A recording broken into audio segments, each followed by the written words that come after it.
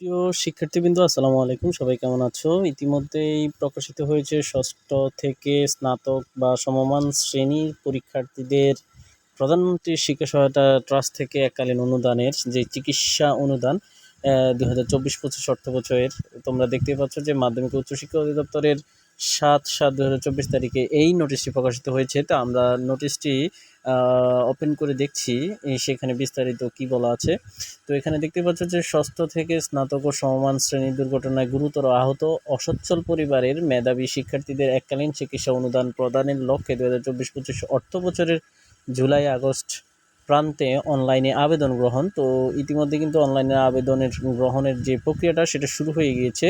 তো তোমরা অনলাইন আবেদন কিন্তু এই যে একটা লিঙ্ক রয়েছে এখানে www.eservice.pmed.gov.bd/medical এই ইয়েতে কিন্তু তোমরা ক্লিক করে এখান থেকে বা এই ওয়েবসাইটে বা এটা তোমরা সার্চ অপশনে লিখেও কিন্তু তোমরা এটাকে আমি কপি করছি, এরপরে আমি এটাকে পেস্ট করে আমরা কিন্তু এই লিঙ্কে গিয়ে আবেদন করতে পারবো। তো আমরা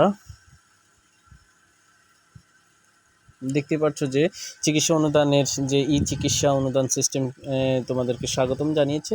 এখানে কিন্তু এককালীন 10 থেকে 50,000 টাকা পর্যন্ত কিন্তু চিকিৎসা অনুদান দিবে। তো তোমরা ভিডিওটি শেষ পর্যন্ত দেখতে থাকো।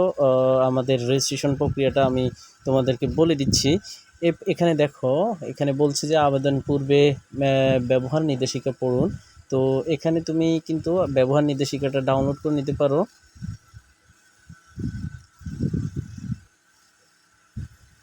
তো এখানে ডাউনলোড করে নেওয়ার পরে তোমরা এখানে দেখতে পাচ্ছ যে এখানে কিভাবে দেওয়া আছে, এই জিনিসগুলো তোমরা কিন্তু পড়ে নিবে। এরপরে হচ্ছে তোমরা এখানে ধাপ 2-এ কী করতে হবে সেই বিষয়টাও বলা আছে, এবং ধাপ 3-এ কী করতে হবে, তোমাদেরকে লগ ইন করতে হবে সেই বিষয়টা এখানে বলা আছে। তোমরা ভিডিওটি পজ করে দেখে নিবে, অথবা এই সিস্টেম অনুযায়ী কিন্তু তোমরা গেলে বিষয়টাকে পুরোপুরি পড়তে পারবে।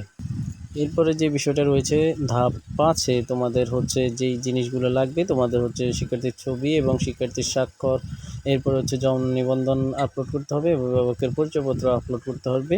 এরপর হচ্ছে প্রয়োজনীয় কাগজপত্র আপলোড করা শেষ হয়ে গেলে কিন্তু পরবর্তীতে তোমার আবেদনটি কিন্তু প্রতিষ্ঠানের ভর্তিকৃত তথ্য ইত্যাদি, দুর্ঘটনার বিবরণ, ব্যাংক অ্যাকাউন্টের তথ্য ইত্যাদি কিন্তু উল্লেখ করতে হবে, এবং পরবর্তীতে তোমার আবেদন ফর্মটাই আসবে, এবং আবেদন ফর্মে কিন্তু তোমার প্রতিষ্ঠানের তথ্য, দুর্ঘটনার তথ্য, ব্যাংক অ্যাকাউন্ট ইত্যাদি ইত্যাদি দিয়ে কিন্তু তুমি কিন্তু এই আবেদনটা সম্পূর্ণ করতে পারবে।